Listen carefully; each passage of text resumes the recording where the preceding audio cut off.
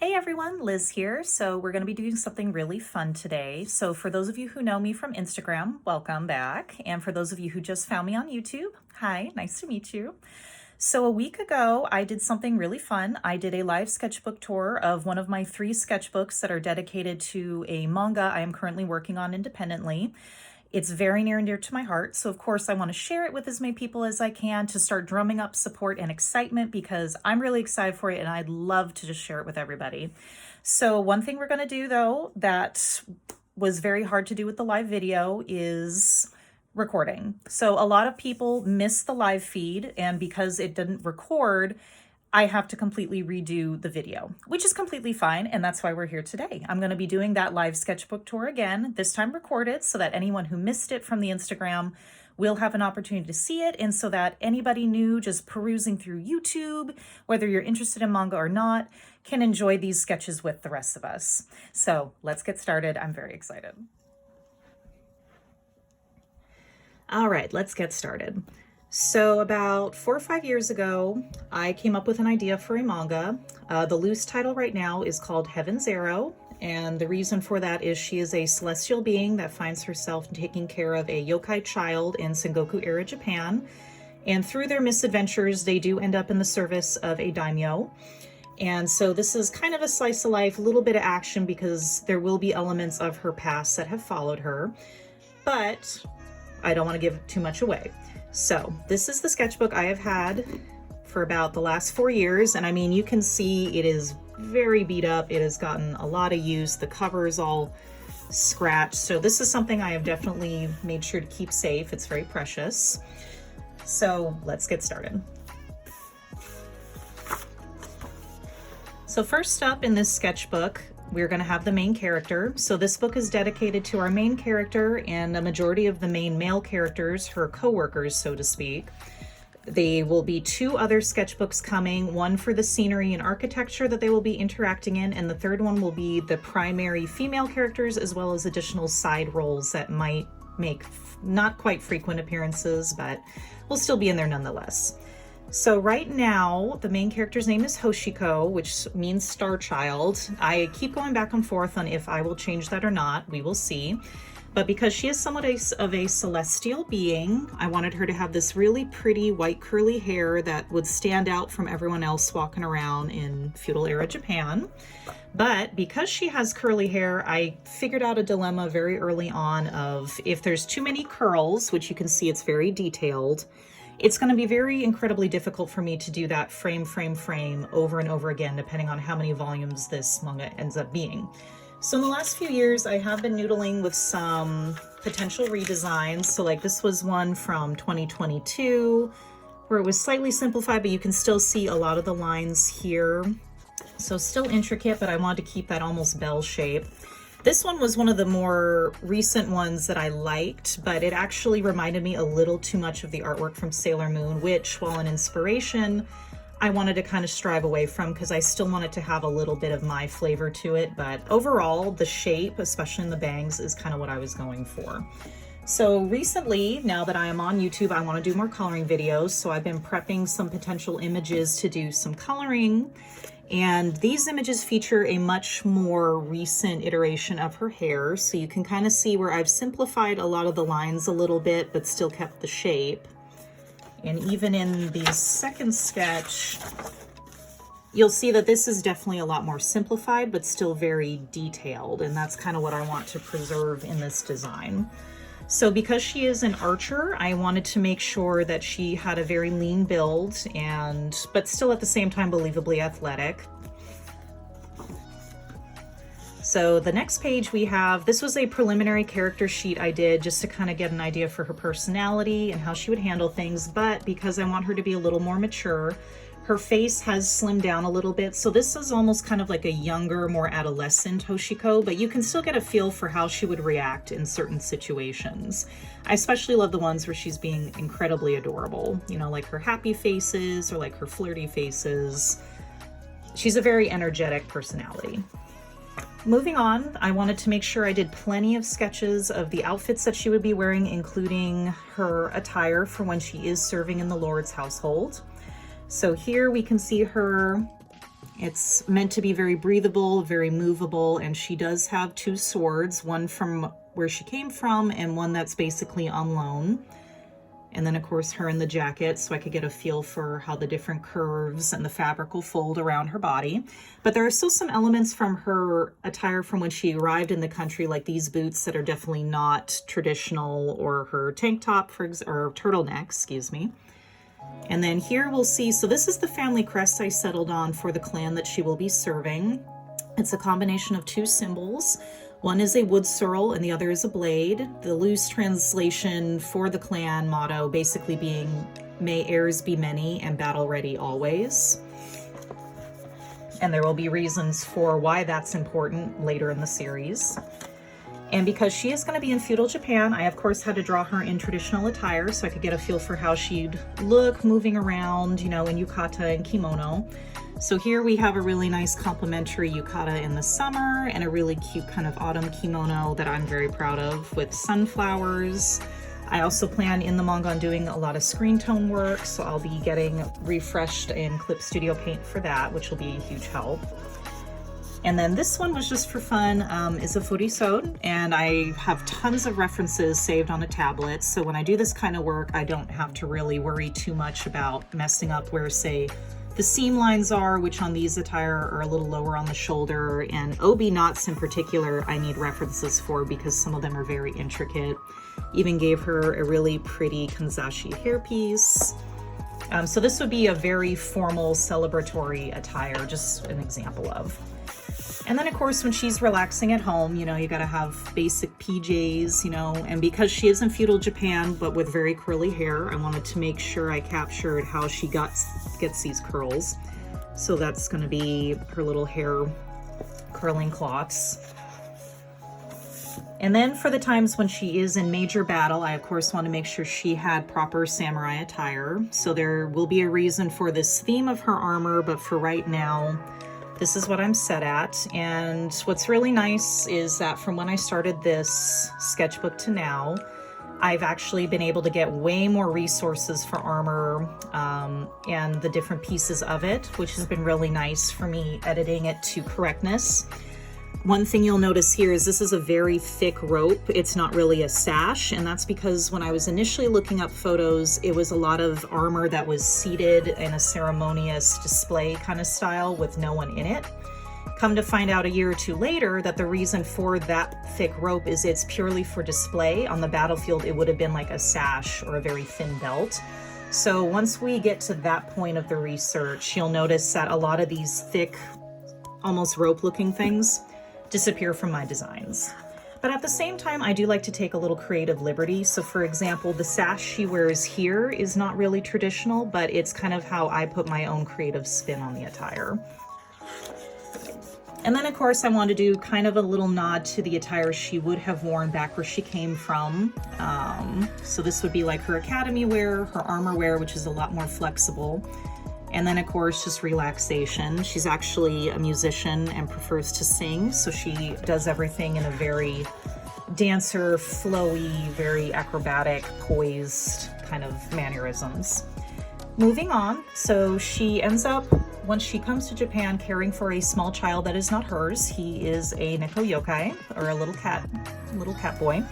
Very cute. His name is Shiro. He had a couple iterations over the years, and this is finally what I settled on for both hair and look. In one version, he was a little older, another he was very young. But to make it make sense for the story, as far as his ability to contribute in conversation and the action, I needed him kind of in an in-between.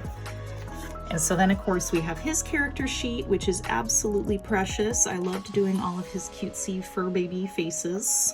I mean, how do you say no to this face? Like, seriously. And then the red scarf he wears was a gift from his mistress. He basically regards himself as her attendant, and so he never takes it off. So here we see him in his casual attire and attire at work. And what's nice about this sketchbook is a lot of these, they don't have to be perfect. It's just meant to capture the essence. So when I go back and do the pages, they'll be more refined and look a lot better. So moving on, we have the first of her colleagues. His name is Juno. I have not given him a last name, but I have given him a very sweet tattoo. So this one I actually looked up a lot of traditional tattoo references for. So he would be one of the retainers of the estate. And then here you can also see him in his traditional uniform attire as well. And then we have his character sheet. So he's a little more stoic, but he still has a bit of personality. He also has green eyes, which is meant to denote that he is kind of half-blood descent. And then of course, them just hanging out. Him in his male yukata, usually in the male kimono, hori, especially in the fall. And then this is a close-up of that tattoo, because his nickname from his past life was the Green Dragon. So I thought that would be terribly appropriate. And then of course we have his samurai attire, which also has a slight dragon theme. I loved drawing this pose because it was very dynamic. And again, you'll see that rope that will be missing from designs later on. Moving on is her next colleague, Ren. So he is a spear fighter, dual wielding. So he's, again, athletic build, but very cheeky. I mean, he's got such a mischievous face, so much fun to draw. And you can even tell from his character sheet, he has a much more easygoing, laissez-faire kind of personality, bit of a troublemaker. And then of course we have his spears with his attire.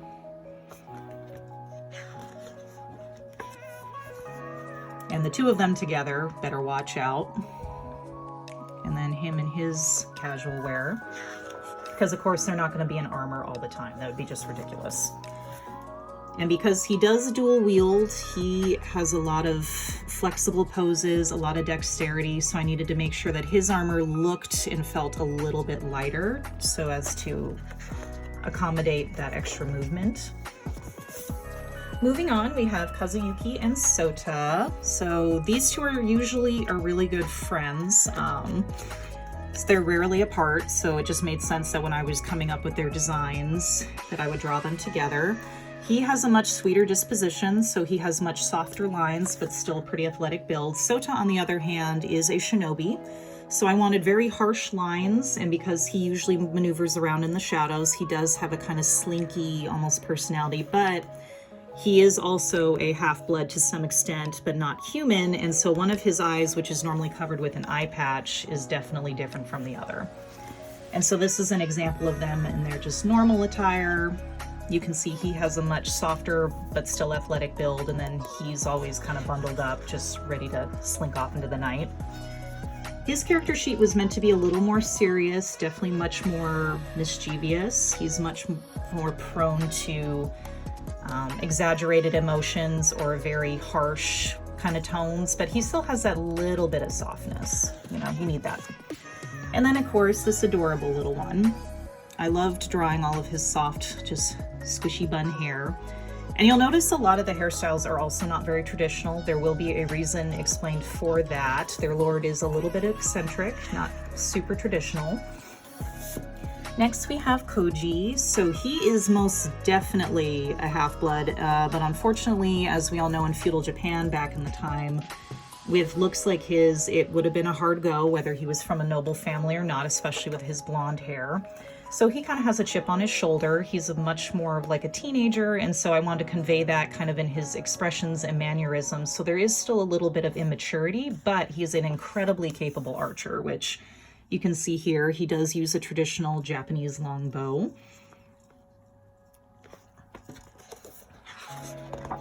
And then of course we see here his facial sheet and expressions, which again are meant to kind of convey that little bit of immaturity, but also, you know, he is actually a samurai, so he does go into battle. So there needs to be that little bit of seriousness as well. And then the three of them together, battle ready. So because he is an archer, his armor again is a little lighter. He does not like a helmet. And then you have the other two ready to go. Moving on, our other colleague is Saburo. So he is meant... Saburo is such an interesting character for me because I had so many ideas about how I wanted him to look. One was very slim, you know, very like meek. Another was like really robust, you know, barely said anything. And so I decided to go for something in between because he is engaged to a character who's very adorable, and I wanted him to kind of be a big husky softy, you know, like he is a warrior, but He actually has a very nice, sweet disposition. He even wears the charm that his fiance gave him for protection. So I ended up settling on his adorable round features, but again, he is a samurai, so a lot of that under here is going to be muscle. And then here's some example of some of his facial expressions. I especially loved doing his little round chipmunk cheeks because it gave me something very different from what I usually do to design. And I feel like it really works for this character. You know, it really stands out. And then again, such a big softie. He's even got flowers for her. And so what you'll notice is some characters I do these kind of shirtless or underwear shots for. The reason being is it makes it easier for me when I illustrate clothes to do that, so that I can illustrate the clothes around the shape properly, because otherwise it just kind of looks strange if you're just trying to do the guesswork. It makes it a lot easier when I'm doing that kind of layering visually. And then we have him in his armor, which again, because he is huskier and bigger, it does look a lot bulkier. And you'll notice, like what I was talking about earlier, where the sash has now replaced that odd rope belt. And then we have Tadashi and his son Kenji. Tadashi is the Lord's right hand, so his formal attire also includes a vest, which he wears all the time. And because Kenji, his son, is kind of learning by his side, he wants to emulate him, and so he carries around a wooden training sword. He even has his sash tied in the same bow that his father, or his mother, ties his father's in. And so he's young, he's impetuous, but he wants to be a noble warrior just like his father. And so here we have a more front-facing view. And I really liked how this design turned out, because I almost went with something with a lot of harsh lines, very massive giant, but I feel like this better suits his character, having been a warrior and now he is a father of 3. So there is still that little bit of softness, but at the same time, in an instant, he can just go from 1 to 100 and just take out an entire army, which here you can even see serious face. But it's not without emotion, and he's certainly not cold-hearted. But as the Lord's right hand, there are times where he does have to be kind of that voice of reason or that voice of harshness, you know, because if the hard stuff needs doing, he's the one that's most likely to get called upon. And then, of course, we have Kenji, who, again, a little impetuous. He's trying to be the good son, and sometimes, you know, being so young that he can kind of get himself into trouble, but he means well. And then we have his father's jinbaori and samurai attire. So this is what he would wear into battle. And again, being the right hand and of a higher standing than some of the other retainers, he does have much more formal attire. So you can see an example of what the brocade embroidery on the outside would look like, which is just basically the family crest, the mon, if you will, just repeated. And this would be like silk on the inside of here. And now, best for last is the Lord of the Castle, Asa Imura. The reason I saved him for last in this sketchbook is because I, again, had many different ideas of how I wanted him to look. And in the end, I decided on something that was almost like not really like a hippie, but a very casual, easygoing personality, which you wouldn't expect from a warlord. But at the same time, his nickname is the Crimson Typhoon. So he's not without bloodshed or violence in his personality, but when you meet him, he's very easygoing, very laid back for the most part. And being not super traditional, he doesn't mind having surrounded himself with these not so stoic, run-of-the-mill samurai. He's much more of actions speak louder than like your birthright, so to speak. And here you'll also notice that his attire equally is casual, and he even wears the scarf of his late wife. But because he is a samurai and of noble birth, he does have a muscled feature underneath, and he is not shy to battle. He will happily ride on his horse into an army if he needs to protect his lands and his people. And then here we have his character sheet. So I wanted him to have a slightly different non-traditional hairstyle in that he likes it pulled back, but it's very flowing, very wavy. So it definitely stands out, and it's a lot of fun if I were to do this in black and white to just have those highlights. It makes it very stark with the contrast. And then being the Lord, he of course has much more ornate armor and Jimbauri. You can even see he has a dragon mask, and a lot of his is going to be gold and copper, and it definitely stands out on the battlefield. But it still has nods to the colors of his clan, which are that light blue, navy blue, kind of earthy green tones, and I thought those worked really well with the gold embellishments. All right, that concludes that sketchbook tour. And as always, I always welcome comments, because for all I know, maybe some of you are historians who actually studied Japanese history and can give me pointers or additional resources. I would love to do a video where I actually lay out all the books, both art and historical, that I use for influence. I also have a tablet that I have like thousands of reference photos on. That is such a huge help, believe me. So again, I hope that you guys liked the tour, and it is one of 3 sketchbooks, so there will be 2 more coming. Right now I am currently working on all of the architecture and scenery design stuff, so I'll be posting videos of that progress. But for right now, this is the first of the character sheets, and I look forward to hearing your feedback and getting excited. Bye, guys.